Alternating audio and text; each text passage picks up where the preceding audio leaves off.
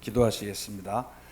성령 하나님, 이 시간에 운행하여 주셔서 저희들의 마음을 열어주셔서 하나님께서 저희들에게 하시고자 하는 말씀을 들을 수 있도록 도와주시옵소서.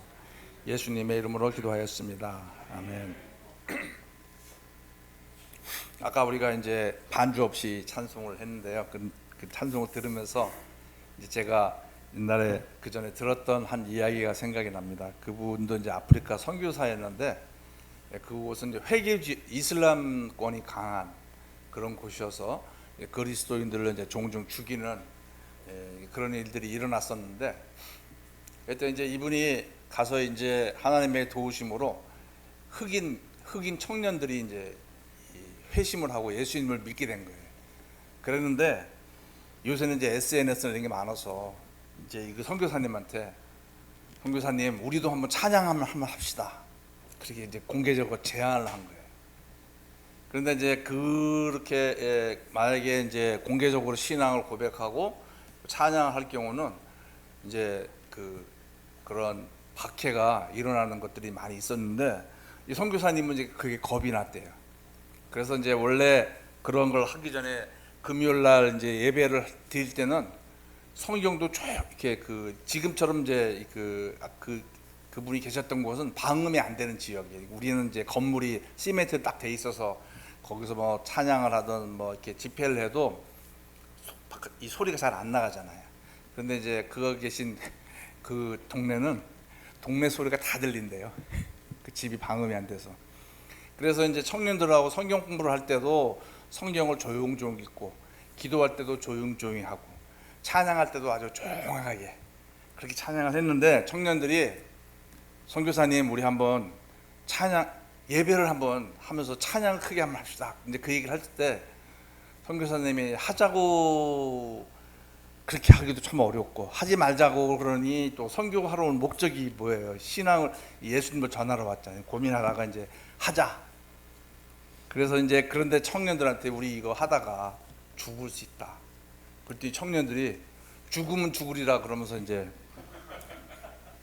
주일날 이제 막 엄청나게 나 악기도 없습니다. 제가 그 사진을 봤는데 악기는 이제 피아노 이런 거 없고 그냥 타악기, 그걸로 막 이제 아프리카 특유의 몸짓과 그런 걸로 막 찬양을 했는데, 그러다가 이제 막 중간중간에 막 방언이 나오고, 이제 그래서 이제 선교사님은 이거 잘못하면 죽겠다 이제 불안한 마음으로 예배를 드렸는데, 놀랍게도 사람들이 그냥 구경만 하는 거예요. 나중에 알고 보니까 이제 이 사람들이 원래 핍박을 하려고 딱 왔는데 자기들이 보지 못한 막 광신적인 막 그냥 그런 예배를 막 일어나는 거예요. 그러니까 야, 저기 건드렸다가 혹시 어떤 알지 못하는 신한테 이 보복을 당하면 어떨까 하는 두려움이 있어갖고 가지고 왔던 이제 그런 흉기들을 철수했다는 이제 그런 얘기를 나중에 들었다고 그러더라고요. 그래서 제가 우리는 진짜 예배 드리면서 졸기도 하고 뭐 막 그러지만은 그 아프리카에서의 예배는 마지막 예배가 될 수 있기 때문에 아주 열정을 가지고 예배를 했다는 그런 선교 보고를 들은 적이 있습니다. 그래서 우리가 이제 좀 저희가 좀 음향이나 이런 것들이 부족하지만은 우리 성도님들이 늘 매주일마다 이렇게 뜨겁게 찬양하시는 것들이 참 제 마음에 격려가 많이 됩니다. 오늘 말씀은 이제 사울이라고 하는, 사울이 어떻게 회심하게 됐는가 하는 그런 내용들인데요. 9장 1절에 보면 사울이 이제 그 당시에 그리스도인들을 죽이려고 그렇게 생각을 해서 살기가 등등해서 제사장에 가서, 오늘날로 따지면 이제 구속영장 및 사형도 집행할 수 있는 공문을 달라고 얘기를 해요. 우리는 무심코 읽을 수 있지만 사실 우리 정 집사님이 만약에 검찰청 대법원한테 가서 나 구속영장 주시오 그러면 주나요? 안 그러죠. 여기 중에 혹시 그런 지위를 갖고 계신 분이 계실라나? 우리 김영식 성도님 혹시 그런 대법원 원장한테 가서 나 구속 좀 하고 필요하면은 그 사람 체포도 하고 죽일 수 있는 그런 좀 영장을 주세요 이렇게 하면은 안 주죠. 근데 사울이 그걸 요구했어요. 이게 어떻게 가능했을까? 우리 사회생활을 많이 하시는 우리 정예린 집사님, 어떻게 생각해서 이게 어떻게 이게 가능해요? 응?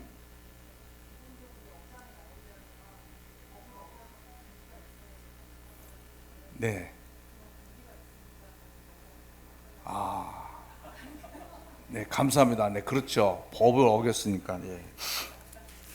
죄송합니다. 이게 정혜린 집사님이 있고 정예리 집도 성도님이 계셔갖고, 네. 이게 이제 가수 달라고 해서 그 요구한다고 줄 수 있는 게 아니고요. 이 당시에 이 바울, 그러니까 사울의 위치가 어떤지를 알아야 돼요. 뭐 우리 신 목사님이야 뭐 유대인들하고 교류를 하셨으니까 이게 제가 조금 뭐 그렇게 번데기 앞에서 주름 잡는 느낌이 들지만은 이 당시에 사울은 그 집안이 대단했습니다. 그래서 그 아시는 것지만은 태어날 때부터 로마니였어요. 유대인이었는데 태어날 때부터 이 로마인이었다는 것은 우리나라 일제 시대 때 태어나자마자 그 사람이 일본 국적을 가진 거하고 비슷해요. 아버지가 알려진 바로는 그냥 엄청난 부자인 거예요. 그래서 로마에 엄청난 그 기부도 하고, 그래서 로마의 그 귀족들하고 굉장히 친한, 이건 보통 이제 집안이 아니면 가능하지 않은 거죠. 태어나면서부터 로마인이었고, 그 당시에 로마인이 된다고 하는 것은 오늘날로 따진다면은 미국 국적을 얻는 거하고 비슷한 그 정도의 영향인데 그 당시엔 더 했어요. 그래서 로마인은 함부로 체포할 수도 없고, 만약에 법이 있어도 오늘날처럼 그런 정식적인 재판을 받아야 됐고, 만약에 그것을 어기면 체포한 사람이 문제가 되는 정도로 로마인들의 그 권리는 엄청난 권리였거든요. 그런데 거기다가 아주 똑똑했어요. 그래서 이제 추천을 받아서 다소에 있다가 예루살렘으로 추천을 받아서 어디로 들어갔냐 하면 이제 그 당시에 이 유대인들의 지도자가 힐렐 학파하고 샴마이 학파라고 이제 그 아주 유명한 학파가 있습니다. 그 학파 중에 특별히 그 당시에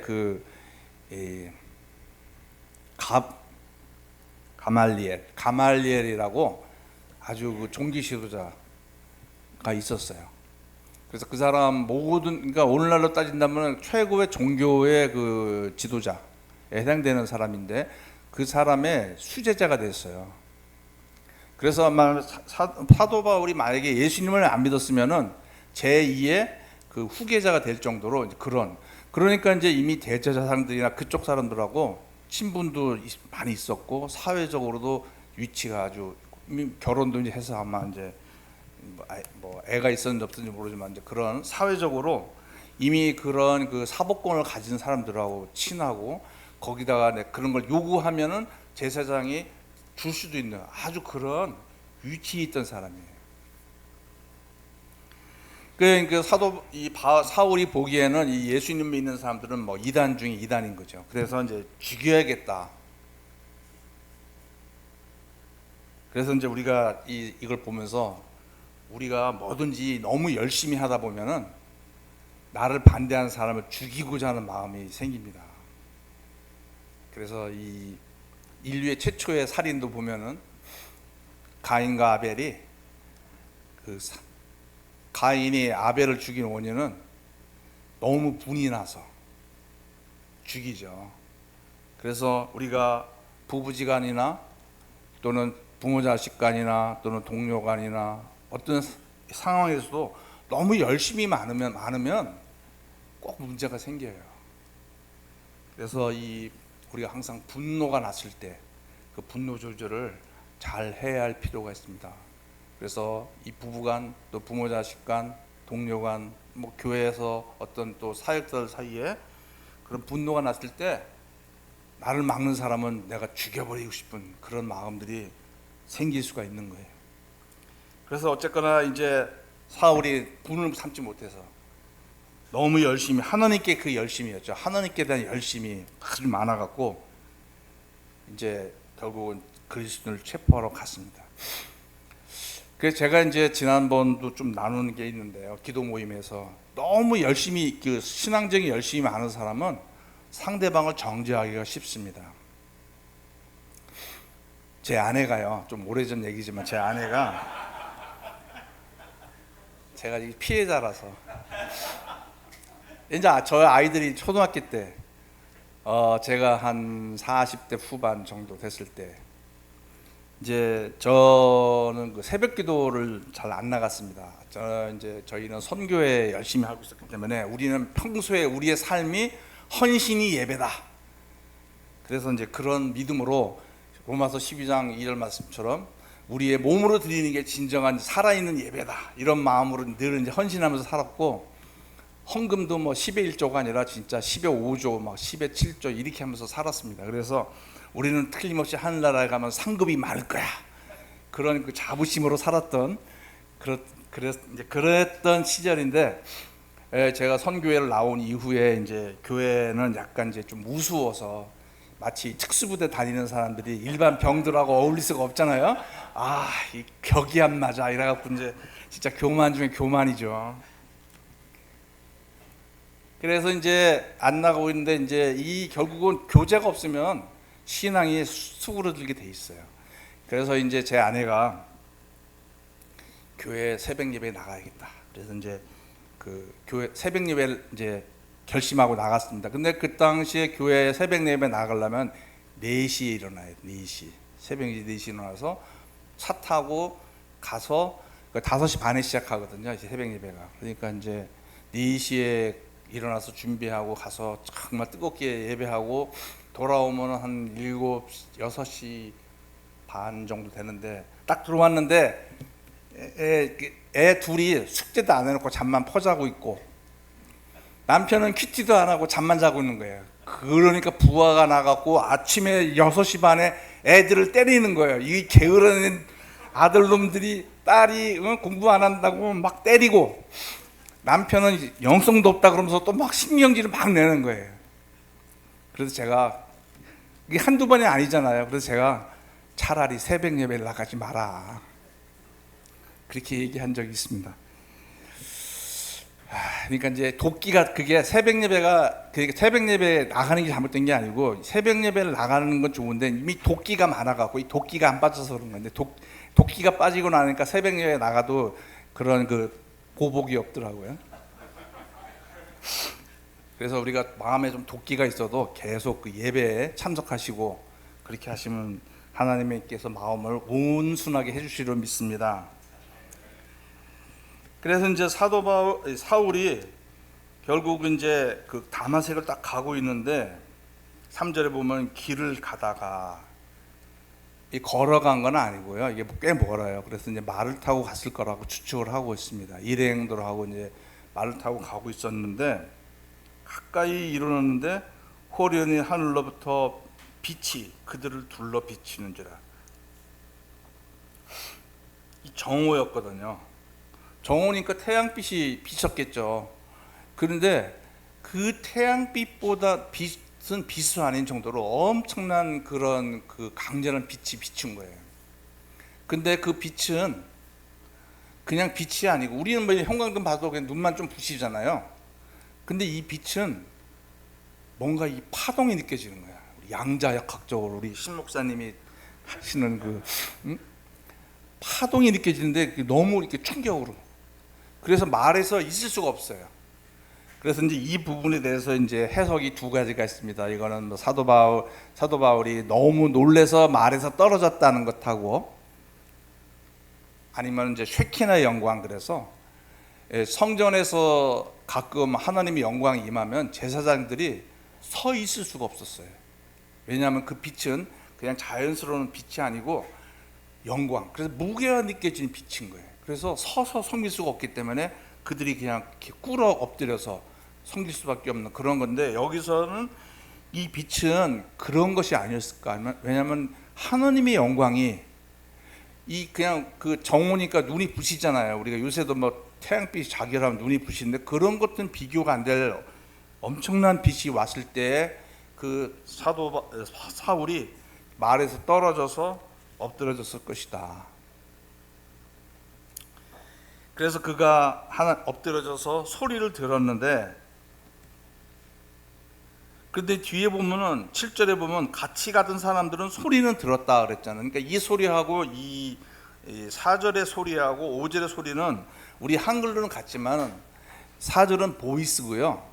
이 뒤에 나와 있는 것은 사운드예요. 그러니까 사도 바울은 분명하게 하는 예수님께서 말씀하신 것 소리 그 음성으로 분명한 보이스로 들었지만은 주위에 있던 사람들은 어떤 사운드로 들은 거예요. 그러니까 그게 어떤 이상한 소리가 들리긴 했는데 그게 그들의 귀에는 정확하게 안 들렸던 거예요.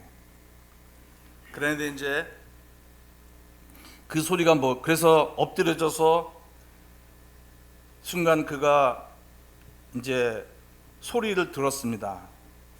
그랬을 때 여기서 사울아 사울아 내가 어찌하여 나를 박해하느냐. 5절에 대답하되 주여 누구시니까 이르시되 나는 내가 박해하는 예수라. 예수님께서 이 사울에게 사울아 사울아 성경에서 2번을 외치는 것은 그 사람에 대한 지극히 개인적인 관심과 나는 더 그 사람에 대한 특별한 애정을 갖고 있을 때 하나님께서는 예수님께서는 또 하나님께서는 이렇게 부르십니다. 그래서 성경에서 2번 연속 부르는 것들은 특별한 그런 관심인데 여기서 보면은 예수님을 핍박한다라고 예수님께서 말씀하시는 거예요. 이 사울은 예수님을 핍박한 게 아니잖아요. 그리스도인들 잡으러 갔잖아요. 그런데 예수님께서는 그게 나를 핍박하는 거다. 그래서 우리 이제 어려움들을 당합니다. 우리 각 개인이 어떤 어려움이 육신의 어려움이 당할 수도 있고 또는 나의 자녀 또는 내가 자녀이든 또는 나와 관련된 사람이든 또는 내가 하는 일이든 우리가 어떤 어려움을 당할 때 힘들잖아요. 예수님은 어디 계십니까? 그런 고백이 나오는데 그러나 예수님은 그 당시에 그리스도인들이 고통을 당할 때 예수님도 고통을 당하고 계시다고 말씀하시는 거예요. 예수님이 핍박을 당하고 계시다고 그렇게 말씀하시는 거예요. 우리는 교회에 예수님이 머리시고 우리는 몸된 교회라 그랬거든요. 우리는 예수님의 지체예요.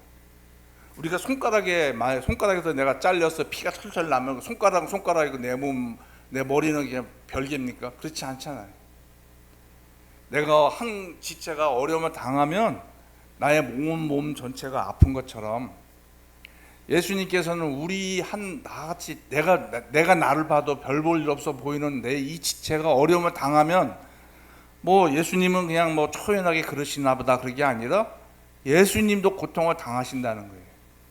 예수님께서는 온 인류의 고통을 십자가에서 다 짊어지시고 우리의 앞으로의 죄뿐 아니라 과거의 죄뿐 아니라 내가 앞으로 내 일생 동안 짊어져야 할 그 죄의 모든 고통을 예수님께서 십자가에서 미리 다 보시고 다 그 죄의 짐을 지시고 돌아가신 분이세요.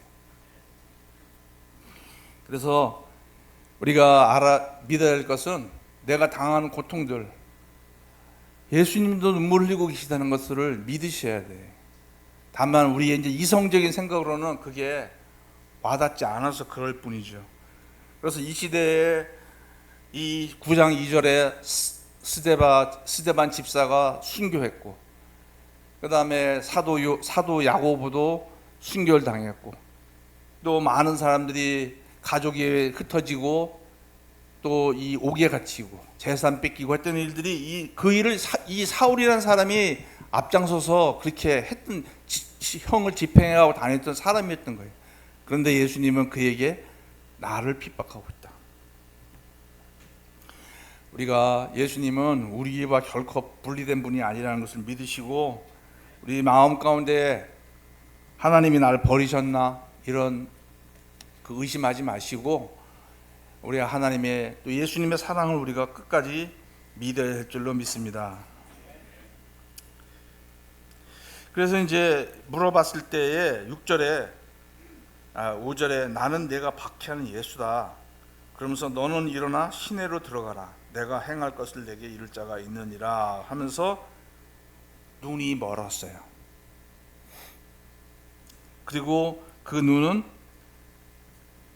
뒤에 아나니아라고 하는 아나니아 집사님이 안수를 해줬을 때에 눈에서 비늘 같은 게 벗어지면서 시력이 되돌아왔다. 눈 자체가 상한 건 아니었어요. 실명한 건 아닌데, 그러나 하나님께서 어떤 필요가 있어서 그 눈을 가려주신 거예요. 세상을 보던 눈이 있었는데요, 그 눈이 가려졌던 거예요. 그러면 그 눈은 어디로 향하고 있느냐? 세상이 가려졌기 때문에 이제 그에게 어둠이 온 거죠. 만약에 이때 그냥 하나님 이런 신비적인 체험만 하고 했다면은, 그리고 다소로 가라는 말만 들었더라면은 이때 사울이 어떻게 행동을 했을까? 자기는 이미 공개적인 그 어떤 문서를 가지고 그리스도인들을 핍박하러 가고 있었는데, 글로 가지 말라는 신적을 그런 하늘로부터 명령을 듣기만 했어요. 순종할 수 있었을까? 이미 그 구약에서도 요나가 하나님으로부터 명령을 들었지만 신적인 경험을 했죠. 하나님부터 계시가 온다는 것은 놀라운 일입니다. 그러나 불순종한 거예요. 이것은 하나님의 은혜라고 생각이 됩니다. 우리가 어떤 그가 신적인 경험, 놀라운 어떤 신비로운 체험을 한다 할지라도 눈으로 우리가 세상을 바라보면 이성이 작동이 돼요. 그래서 아무리 하나님의 뜻이 뭔지는 알아도 눈에 보이는 환경이 더 우리를 엄습하기 때문에 순종을 하기가 어려운 거예요.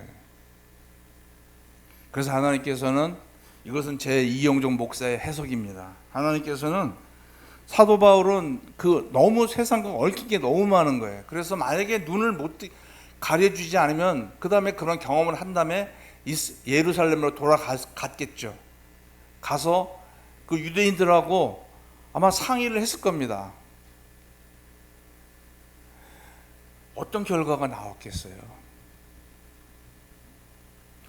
예수님께서 예루살렘에서 그렇게 기적을 보이시고 하나님의 말씀을 전했어도 유대인들은 안 받아들였어요. 합리화하고 반박하고 그랬죠. 그래서 하나님께서 이 사울의 눈을 가려주신 것은 그로 하여금 저항하지 못하도록 하기 위한 하나님의 은혜라고 생각이 됩니다. 안 보이는 거예요. 우리 성도 여러분 중에 혹시 눈이 실명해 본 적 있으세요? 이만옥 집사님 지금 인위적으로 눈을 살짝 감고 계시는데 놀랐습니다. 빨리 적용해 보려고 하는 그 마음. 그래, 어떤 눈이 안 보이는 게 어떤 걸까? 아멘. 그 실명을 해보신 적이 있을지는 몰라. 일주일 또 눈병이 있어서 그러니까 의식이 없는 가운데서 눈을 감은 건 말고요. 저는 이제 선교에 있을 때에 어느 날 새벽에 눈을 뜨는데 이게 눈이 안 보이는 거예요. 그 눈을 뜰 수가 없는 거예요. 너무 아픈 거예요. 그래서 이제 같이 방에 있던 그 동료가, 제가 눈이 잘 안 보인다 그랬더니 불을 안 켜서 그렇대요. 그리고 불 탁 켜는데 뭔가 이렇게 밝아지는 느낌이 있지만 안 보이는 거예요. 그때 제가 제 아내랑 데이트 중이었거든요. 아이고, 저 자매가 눈이 멀었다 그러면 나를 만날까? 그 생각부터 나더라고요. 그리고 내가 치과에서는 어떻게 되지? 이제 병원 가기 전까지 한 몇 시간 동안 두려움이 엄습하더라고요. 그러니까 내가 눈 뜨고 이렇게 행동하는 건 당연한 것 같은데 갑자기 내가 눈 하나만 싹 안 보이면요, 내 인생이 그냥 확 달라지는 거예요. 우리가 지금 뭐 앞날 취업이 안 되고 뭐 어렵다고 막 그러지만은 눈이 멀어봐요. 이거는 뭐 상상할 수 없는 인생의 어떤 그 차원이 다른 거거든요.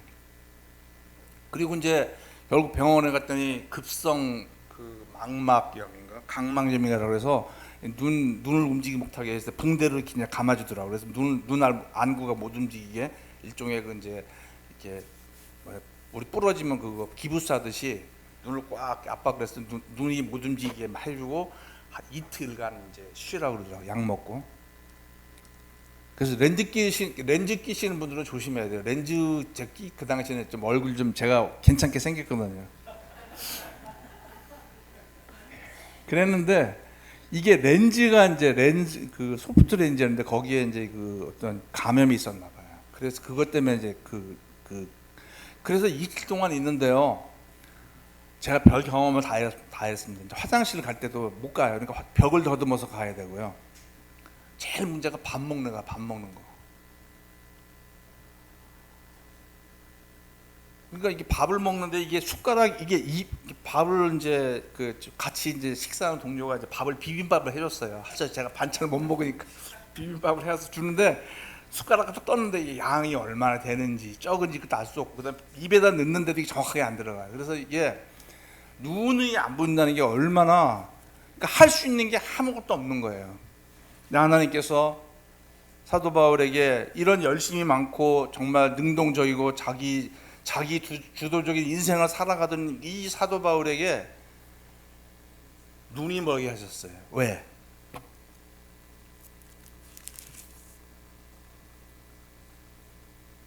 (9장 11절) 찾아서 한번 읽어보겠습니다. 9장 11절 다 찾으실 줄 믿고 읽어보겠습니다. 주께서 이르시되 일어나 집가라 하는 거리로 가서 유다의 집에서 다소 사람 사울이라 하는 사람을 찾으라. 그가 기도하는 중이니라. 우리는 그냥 뭐 기도하나 보다 그럴지 모르지만은 유대인들은 천국에서는 야단난 거예요. 천사들이 야, 사울이 기도한대. 유대인들은 하루에 3번씩 기도하는데 기도문을 외웁니다. 기도문이 있어요. 기도문. 그래서 바리새인들도 기도하고 다 기도하는데 그러나 거기에는 진정성이 대부분 결여되어 있는 거예요. 기도의 어떤 행위. 그러나 성경에서 말씀하고 있는 기도는 뭡니까? 정말로 하나님을 찾는 거죠. 어떤 기도의 모임에 참석하거나 또는 어떤 뭐 기도문을 읽거나 물론 이제 그런 것들이 우리에게 도움이 돼요. 우리 혼자 힘으로 할 수 없기 때문에. 그리고 이 사울은 평생을 그렇게 유대인 중에 유대인으로 살아왔기 때문에 기도문을 잘 외우고요. 어떨 때 해야 기도, 이럴 때 해야 기도문은 마저 도사예요. 그런데 그 기도문이 지금 자기가 처한 상황에 전혀 도움이 안 되는 거예요. 이때 그거 했던 기도는 뭐냐? 이제서야 사람들이 만들어 놓은 어떤 자기의 종교적인 습관이 아닌 개인적으로 하나님께 나아가는 기도를 한 거예요. 우리가 이제 물론 어떤 기도의 모임이나 어떤 기도문이나 이런 도움을 받는 것은 필요합니다. 가이드라인이 있어야 돼요. 그러나 우리가 정말 하나님을 만나기 위해서는 우리가 정말 이 사울이 기도했던 것처럼 하나님께 기도하는 거예요. 내가 세상으로 향해져 있던 나의 눈, 나의 행동들 도저히 할 수가 없잖아요. 그래서 그가 어떻게 했냐면 눈이 멀어서 8절에 보면은 7절에 눈이 안 보이고 사람 손에 이끌려 들어갔다. 우리는 언제 이런 거를 경험합니까? 내가 눈이 안 보이고 내 몸이 내 팔도 들 수 없고 내 맘대로 할 수 없고 사람들이 이끄는 대로 할 수밖에 없는 상황. 대개는 인생 막바지죠. 또는 임종 직전에 그때는 내가 내 손가락도 못 들어요. 그냥 사람들이 내 몸을 만지는데 그냥 둬야 돼요. 그래서 이때 사울은 거의 죽은 것과 같은, 정말 죽고 싶었을 그런 어떤 절망적인 상태였을 거예요. 그런 상황에서 하나님 그런 상황으로 인도하신 것은 뭐 그에게 벌 주려고 그런 게 아니라 기도하라고. 그래서 그는 사흘 동안 볼 수 없었기 때문에 하나님께 구할 수밖에 없었고, 마시지도 먹지 않고 금식하면서 도대체 나에게 원하시는 하나님의 뜻이 무엇인지를 간절히 구했습니다. 그랬을 때 하나님께서 그의 기도 가운데 그가 경험하지 못했던 놀라운 축복을 주세요. 그것은 바로 환상을 주시는 겁니다. 저는 환상을 잘 안 믿는 사람이에요. 이제 그런 보수적인 교회에서 생각나서 환상은 뭐 귀신이나 이런 어떤, 또는 사람들이 이제 정신적인 착란에 의해서 된 거다. 근데 이제 제가 아마 이거 간증 여러 번 했는데, 가끔 했는데, 제가 이제 어려울 때 음성에 계신 어떤 목사님 계세요. 그분도 이제 보니까 우리 신 목사님처럼 신유의 은사를 가신 분인데, 사실은 제가 이제 우리 신 목사님 교회를 소개받았을 때 그분한테, 목사님 저기 서울에 제가 가려고 하는 교회에 그 목사님이 있는데 이분이 막 방언을 기도하시더니 훌륭하신 목사님이니까 가서 잘 섬기세요. 이거 신 목사님한테 말씀 안 드렸습니다. 근데 이분이 이제 어떤 분이냐면, 이분 순복음에서 이제 안수 받으신 여자 목사님이세요. 자녀는 장애가 있고요. 그런 있어서 정신질환이 좀 있어요, 아들이. 그래서 이제 몸은 컸는데 아이 같아요, 늘 가면은. 근데 그분이 이제 이렇게 여차여차해서 이제 그 음성에서 있다가 이게 뭐 성도도 없고 그러니까 서울로 좀 가서 사역하고 싶다, 이제 그런 마음이 있는 차에 차 사고가 나갖고 한 달 동안 이제 병원에 입원했다가 이제 퇴원을 하고 집에 왔는데, 이분도 후원이 많지가 않아요. 그래서 이제 막 생활비도 없고 막 그러는 사회에 있는데, 어느 날 밤에 막 무슨 목사님 하고 막 누가 막 부르더래요. 이제 제가 거기 시골이거든요. 그래서 갔더니 인천에 있는 어떤 그 은퇴 교사 집사님이 자기 이름을 막 부르도 찾더래. 자초지종을 알고 보니까 이분은 이제 교사를 은퇴하고 이제 어떤 선교에 좀 헌신하고 싶어서 그동안 모아둔 돈을 가지고 이제 헌금하려고 그러는데, 교회에다가 이제 당연히 보통은 하잖아요. 그런데 그래도 혹시 하나님이 무슨 뜻이 있지 않을까라고 이제 기도를 하는 가운데, 음성의 그 지역을 얘기하시면서 거기에 어떤 목사를 찾아가라. 그래갖고 이분이 생면부지에 그래서 음성 듣고 인천에서 차를 몰고 온 거예요. 여기도 사도 바울도 그가 그동안 기도문을 외우고 기도를 했지만 하나님부터 오는 특별한 경험을 합니다. 그 대충이 아니라 누가 아나니아라고 하는 사람이 와서 너의 눈에 안수를 하고 그래서 네가 보게 될 거다라고 하는 구체적인 환상을 보여주셔요.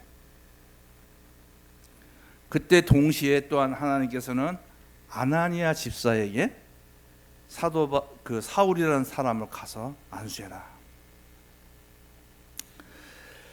참 안타깝게도 이 시대의 교인분들이 사울이라는 사람이 회종할 수 있도록 기도한 사람은 없었던 것 같아요. 기도하고 있었으면 하나님께서 할렐루야 우리 기도를 응답하셨구나 이럴 텐데, 사울이라는 사람한테 가라 그랬더니 그 사람 우리 잡으러 온 사람인데 그러다가 제가 잡히면 어떡하나라고 걱정할 정도로, 그래서 저도 격려가 많이 됐습니다. 저도 기도할 때 정말로 불가능해 보이는 거는 잘 기도 안 해요. 그건 어쩔 수 없지. 근데 이 시대 성도님들도 저 인간이 변화돼? 그거는 불가능해. 아무도 기도를 안 한 것 같아요. 기도하는 사람은 오직 하늘에 계신 예수님과 그 다음에 하늘에 있는 성도들이 또 천사들이 열심히 기도하지 않았을까 생각됩니다. 그래서 우리가 정말 기도 저거 조금만 기도하면 되겠다 하는 거 물론 기도 열심히 하죠. 그러나 우리가 불가능해 보이는 일도 기도할 필요가 때로는 있다 하는 그런 참 교훈을 받게 됩니다. 그래서 어쨌거나 하나님께서는 사도 바울의 이 사울에게 그의 기도 생활에서 처음으로 그런 환상을 체험을 하고 그 이후에 이것이 이제 분명한 하나님의 음성이었구나 하는 것을 깨달은 이후에 눈이 돌아온 이후에 도망가지 않고 하나님의 뜻에 순종하는 종으로 살아가게 되는 것을 봅니다. 그러나 이제 사도 바울이 이런 영적인 놀라운 경험을 했지만 그의 인격이 변하는 데는 또 30년이 걸립니다.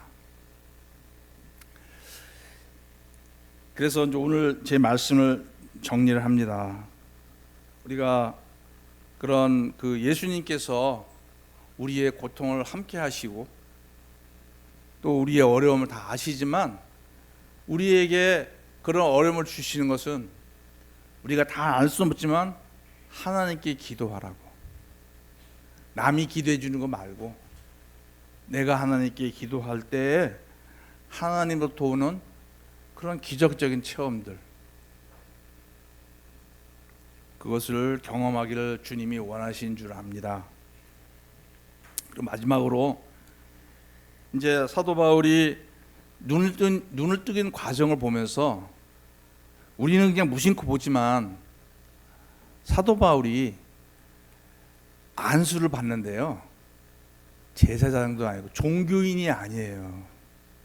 우리는 이거 그냥 무심코 우리는 개신교에서 익숙하지만 이 안수는 높은 사람이 낮은 사람이 아무나 하지 않고 어떤 영적인 권위가 있는 사람이 해야 되는 거예요. 그런데 이 사도 바울에게 안수한 사람은 자기가 아주 비천하게 여기고 정말 쓸모없는 인간이라고 여겼던 그 부류의 사람에게서 안수를 받는 것. 예수님께서는 사도 바울이 그 과정을 통과하기를 원하셨던 거예요. 예수님께서 비록 하나님의 아들이셨지만 하나님의 뜻을 이루시기 위해서 하신 일이 뭐냐면 인간 세례자 요한에게 안수를 받으셔야만 했던 거예요. 그 과정을 겪으셨어요. 그래서 성경은 다 설명하고 있지 않지만 하나님께서 우리를 인도하실 때 우리는 하나님으로부터 오는 어떤 직접적인 계시를 받기를 원해. 그것도 있습니다. 또 우리는 성경도 있어요. 그래서 사도 바울은 그의 생애에 사역할 때 구약에 있는 말씀을 그전에는 유대인에게 준 걸로만 받아들였지만 그가 사역할 때 보면은 그 말씀 하나하나를 하나님께서 자기 주신 약속을 믿고 그 말씀을 사용하는 걸 봅니다. 그러나 사도 바울의 그런 생애를 보면 세 번째는 상의하면서 어떤 환상을 봤을 때 그것을 그룹에서 디스커션하면서 사람들과 상의하면서 또 하나님의 뜻을 구하는 것을 보게 됩니다. 그래서 우리가 하나님의 뜻을 구하고 있을 때는 하나님의 말씀과 성령의 어떤 그런 역사와 그 다음에 우리의 그런 사람들과의 그런 어떤 상의, 사람으로부터 오는 도움, 이런 것들을 우리가 구할 때 아름다운 신앙생활을 할 줄로 믿습니다. 기도하겠습니다.